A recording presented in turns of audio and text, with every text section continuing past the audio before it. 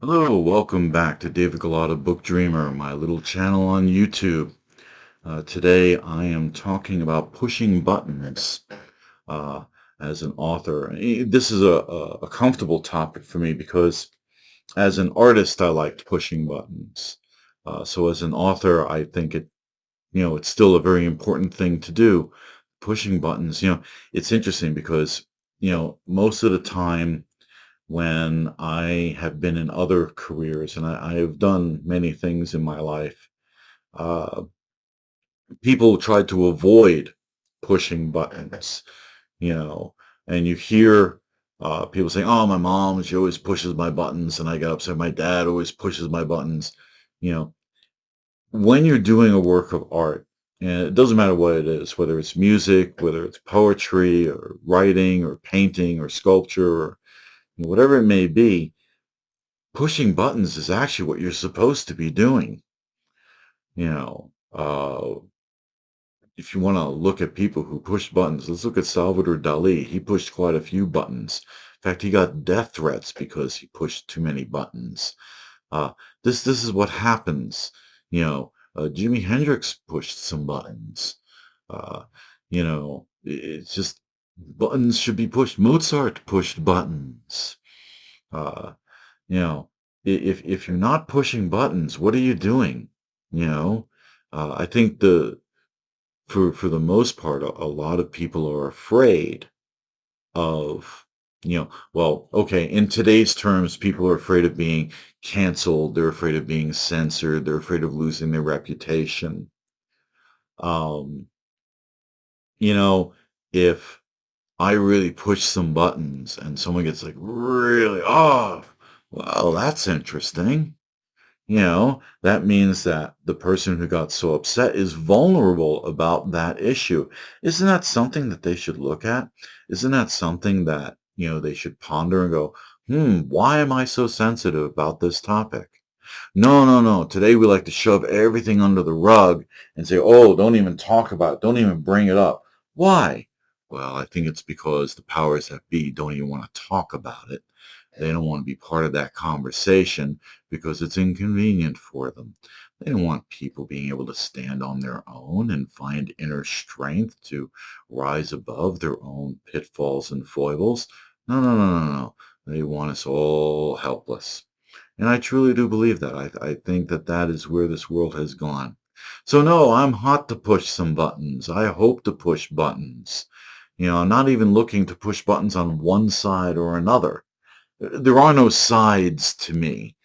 Many times I feel a little like Treebeard from J.R.R. Tolkien's Lord of the Rings, side. I'm on nobody's side because no one is on my side. That's very much how I feel. I am highly individualistic, and that has gotten me in trouble many, many times. So I kind of know how to handle that. Uh, I've been called a heretic and a blasphemer and mean and terrible and all kinds of things.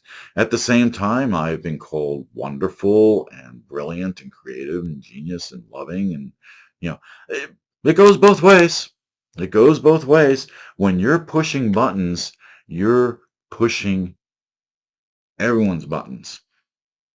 You know, if you made someone cry with a passage in your book, you pushed a button. If you made someone angry because of something they read in your book, you've pushed another button. If you've made someone feel hope and joy about something you've written, that's pushing buttons too. And we should be pushing buttons because that's the whole idea of the arts is communication. And communication that doesn't push buttons is eminently forgettable. I mean, absolutely, utterly forgettable. And that means it doesn't do any good to anyone. Okay? It's not useful if it's not pushing buttons. So I don't really care if someone is pushing buttons and making people mad or making people happy or making people sad they're not making these people anything. They are presenting ideas that might be controversial in the current mix that we call our culture. And yeah, you should look for those vulnerable buttons because it's good to know where they are. Then you might be able to do something about them, right? If you find, wow, I've got a real weakness with that, well, that's something to consider. And it's something that could help you grow and get beyond your own buttons. And that means no one can ever push them again. Wow, what is that worth? What is that worth to you? That finding out that you have some hot button that someone else can push with a few words on a page, or with something they say in a video, or something they sing about in a song, or, God's forbid, a painting you look at, and it really deeply affects you, positively or negatively. If it really affects you, one, that artist has done their job. And two, it's time for you to do some self-inquiry. It's time for you to look at yourself and go, why? Why is that such a hot button for me? You know, this artist pushed my buttons and I ended up with all these emotions. Maybe it's time to look. Do I want to be vulnerable about these things? And that means I got to work out ways of coping. Oh, wow. I don't think I've actually heard the word coping in a news article, opinion piece, or columnist bit of writing in years. I have not heard the word coping, but that's what we have to do. It's a survival skill. It really is. Coping is a survival skill. Oh, and I know I'm going to catch heat for this. I know that. I know that. I know it for certain I'm going to catch heat for this. And that's fine. That's fine. I like pushing buttons because when I can push buttons, it means that I understand humanity. I understand how people respond. I've got a nice firm grip on the pulse of humanity.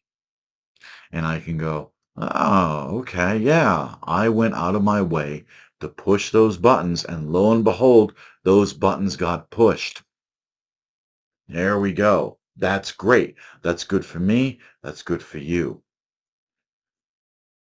On the other hand, there have been times when I have gone out of my way to push some buttons, and to my shock and surprise, people are like, thank you. Wow. Okay. People are thanking me for this now. That's really interesting. So, all right, if people are going to thank me for pushing buttons, I'm going to keep doing it. And so far, a lot of people have thanked me for the buttons that I've pushed, whether it's been in my artwork or whether it's been in my novels. It seems people are appreciating the buttons that I'm pushing, and I'm not playing favorites. Like I said, I'm not on a side. Our current culture seems to be bifurcating, although some of those bifurcations are splitting into branches. That's good.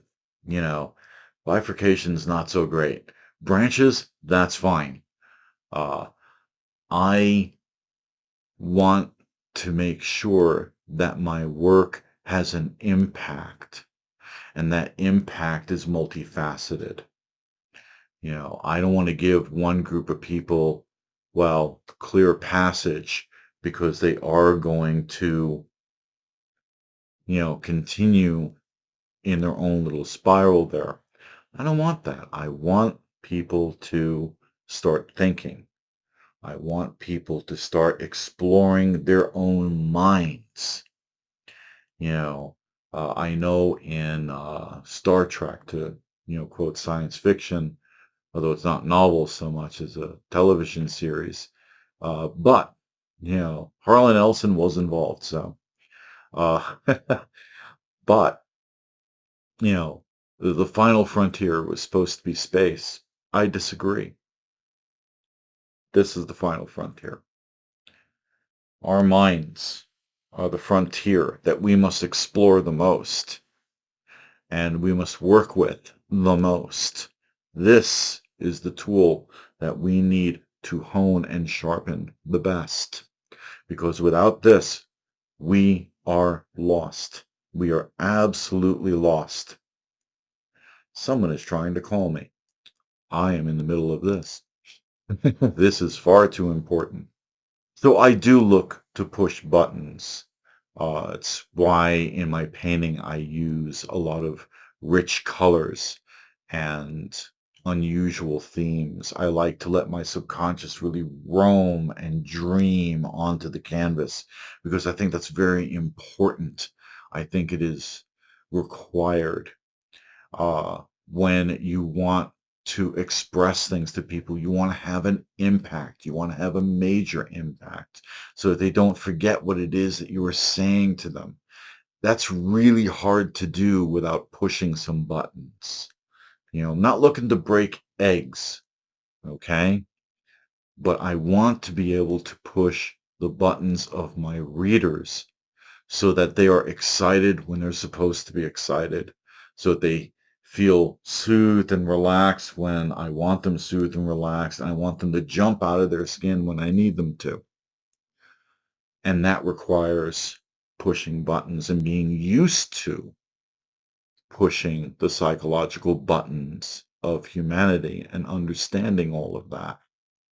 Um, I like the fact that sometimes I have made people cry with what I have written and what I have painted. I like the fact that I have made people joyous with what I have written and what I have painted. And that is a success. And that success comes from being willing to take the hit by pushing buttons that might be sensitive. Because you never know who you're going to help with that. You never know. I'm not looking to hurt people. I'm not looking to cause harm. I am looking to point things out that maybe people aren't noticing. I am looking to pull on those emotions hard to kind of shake people out of their complacency. Because if you don't push people's buttons, that's all they become is complacent.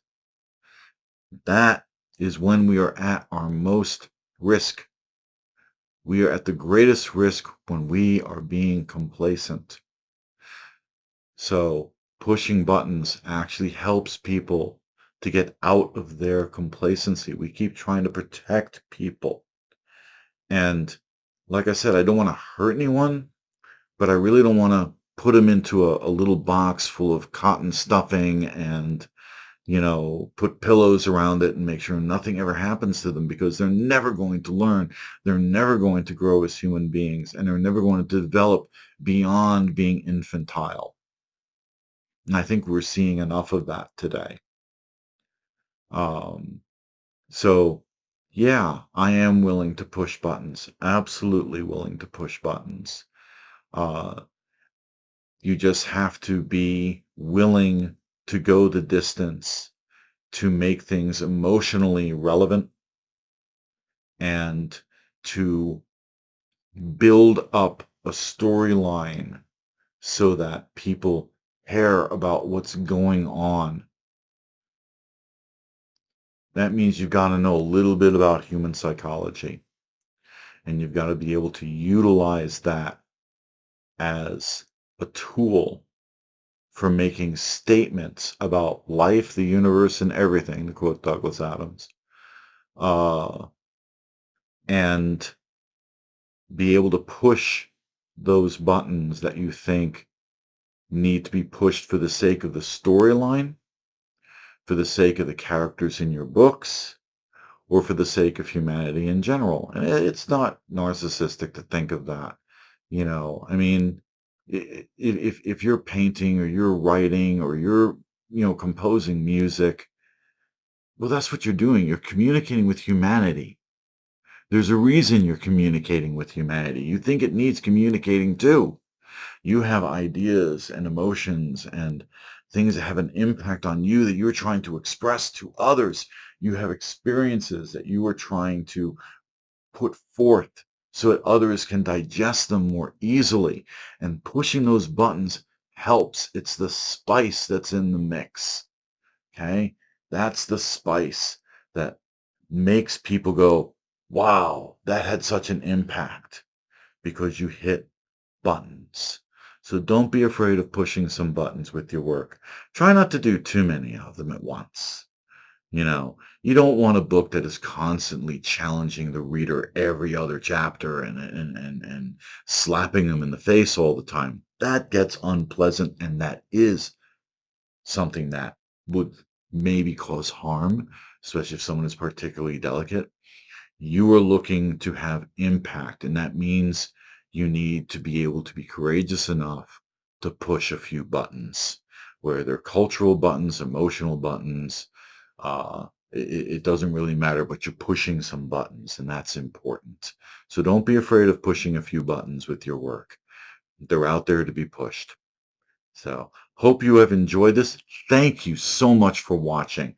Especially appreciate if you made it all the way to the end of this.